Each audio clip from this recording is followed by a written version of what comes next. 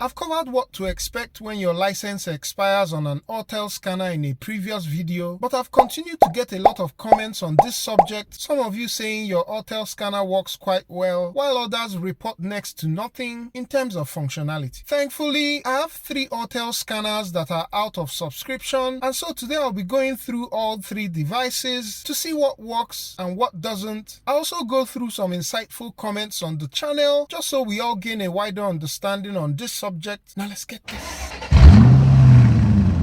I'm in my 2017 Honda Accord, and the first function I'm checking on the 3 devices is the ability to read codes. And as you can see, all system scan is working without any issues, meaning that I still have access to all the modules. From all system scanning, I move over to special functions, and for this, I chose ABS modulator bleed. I was able to go into the procedure as far as possible and only stopped short at the final step, simply because I wasn't going to be bleeding the ABS module at this time. This also shows that this function works. Next, I tried 2 active tests under 2 different ECUs in the car, first starting with the engine control module, where I was able to activate the radiator fan without any issues, as you can hear, and then switching over to the body control module. I was also able to lock all doors and unlock them as well.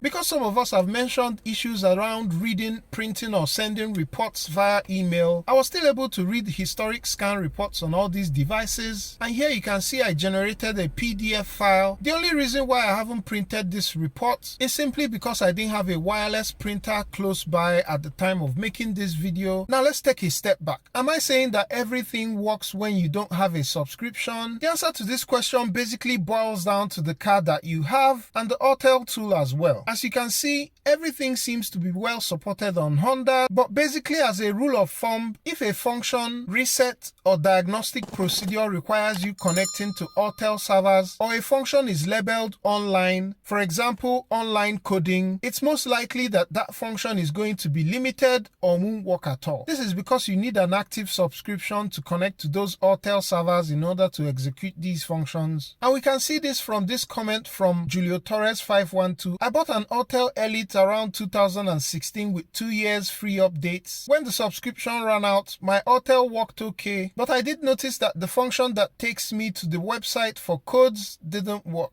I couldn't program or clone modules. Just to note that the Autel Elite is one of their most advanced scanners and uses a pass-through device. And so I'm not surprised at this inability to clone or program modules, since you would need to connect to Autel servers. Continuing to read, I was able to program Honda and Ford keys, and he goes on to share how he experienced a significant difference in function after taking advantage of Black Friday sales and updating the device. A few more negative but insightful comments. Janothussing917 says, after 1 year subscription ends, I cannot read fault codes from a 2019 Volvo XC40 as it will show error 11003, and I was told I need to buy a new subscription. Just on this, I know Volvo added a firewall to their recent cars, I think from 2018, since these vehicles use the newer diagnosis over internet protocol. Having a firewall essentially mitigates against hacking the car. My guess is that the firewall is probably part of what is at play here, but I do agree that code reading shouldn't be restricted in any form. However, I was able to run a full system scan on this Volvo XC90, even though it's from 2003. Not relevant for the video, but it's amazing the number of codes that this car has. Moving over to a comment from Nick V Jr. This is not the case with my Autel Maxisys 906 BT, which continued to work properly until 45 days after the subscription ended. Now the scanner will not scan any vehicle or show individual modules or functions, and so on. For me, this is the more concerning comment, which some of you have unfortunately experienced. In all my times being out of subscription on Autel devices, I've never had this problem, and I honestly can't say what is at play here, but this is why I continue to strongly recommend that you back up your Autel scanner so that you're able to get yourself out of situations like this. I already have a lot of content on backing up and restoring your scanner, so be sure to check them out. Also, just in case you're interested, I've covered how to get the cheapest Autel license renewal in a separate video, and for those of us who are currently on the fence trying to decide between Autel and XTOOL, I've also done a separate video that compares these two companies side by side.